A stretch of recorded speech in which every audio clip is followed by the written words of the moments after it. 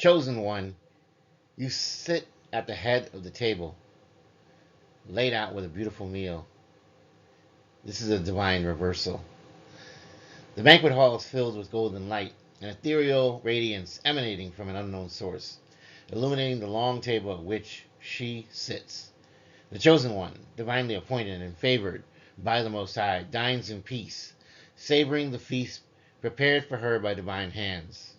Before her, bound and silent, her enemies sit in straitjackets, forced to bear witness to her elevation.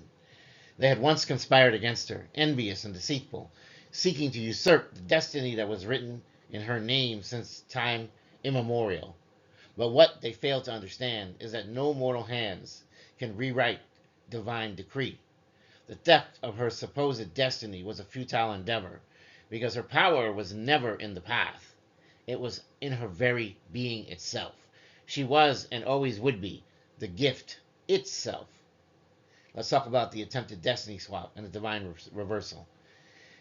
The envious ones, armed with ancient rituals and forbidden knowledge, attempted to execute a destiny swap ritual, believing that shifting her blessings onto themselves, they could rewrite their own fates. They manipulated energy, they recited incantations, and spilled offerings upon the earth in a desperate attempt to hijack what was never theirs to claim. However, the Most High had already foreseen their schemes, knowing that even if they stole what was written in the stars for her, they could never embody the essence of who she was. The ritual backfired spectacularly. They succeeded in only receiving a destiny that did not belong to them, one that they were ill equipped to carry. The responsibilities, the trials, and the lessons meant for her became unbearable weights upon their fraudulent souls. The spirit realm, sensing the inauthenticity of their energy, rejected them outright.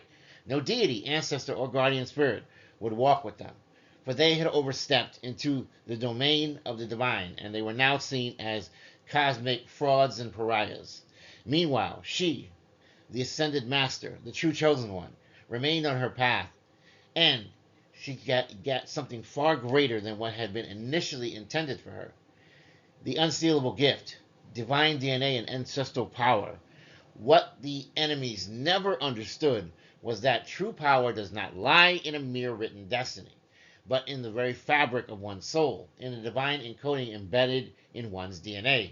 Her lineage was blessed, her ancestors having walked in righteousness and power, their sacrifices building an eternal spiritual foundation for her ascension. She was always meant to rise, not because of a specific sequence of preordained events or some sort of title, but because her very essence was aligned with the Most High God and with greatness. This truth rendered their theft meaningless. They could take her opportunities, her titles, and even manipulate circumstances, but they could never steal the gifts ingrained within her. She was born with brilliance, talent, resilience, intuition, and an unshakable connection to the Most High. These were not things that could be transferred, borrowed, or faked. They were intrinsic to her very being, a testament to the divine craftsmanship of her soul.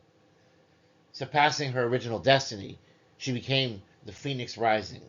Rather than be destroyed by their treachery, she used it as a catalyst. She harnessed the very energy meant to break her and alchemized it, transmuting it into an even greater ascension. The obstacles they placed in her way became stepping stones. The betrayal they orchestrated only refined her discernment.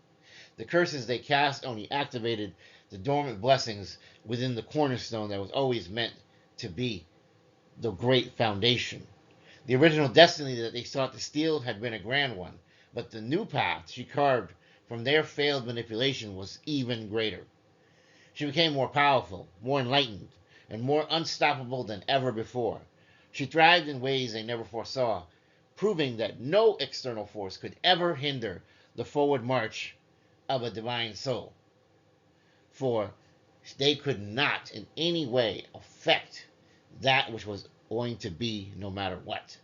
Having stolen what was not theirs and failed in their attempts to embody it, they found themselves lost, adrift in a spiritual abyss. No guidance came to them, no protection shielded them. The spirit realm closed its doors and ignored them, and even the forces they had once worshipped abandoned them. Their energy was tainted with fraudulence, and the very fabric of their existence began to unravel as they took on a burden that they could not muster. Without divine backing, their vices, substance abuse, self sabotage, empty pursuits filled the void left by their failure. They were shadows of their former selves, bound by their own deception, unable to progress because they had tethered themselves to an illusion. Their suffering was a testament to the immutable truth that one cannot steal the essence of another and expect to flourish. The Most High God had anticipated this all along, and being just, and those who tried to pervert divine will found that what they received was always going to be the failure that they would become. In her journey, she became a master of the unseen. She delved into the ancient wisdom of the Kabbalion, understanding the principles of mentalism, correspondence, vibration, and rhythm.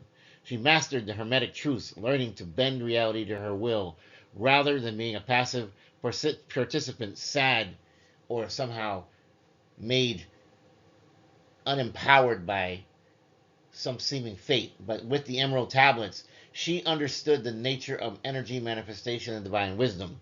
With this knowledge, she achieved the ascended mastery that was always meant to be, seeing through the illusions of the world, transcending its limitations. She understood that the matrix constructs were never going to hold her back, and she learned how to navigate them, turning every disadvantage into an advantage.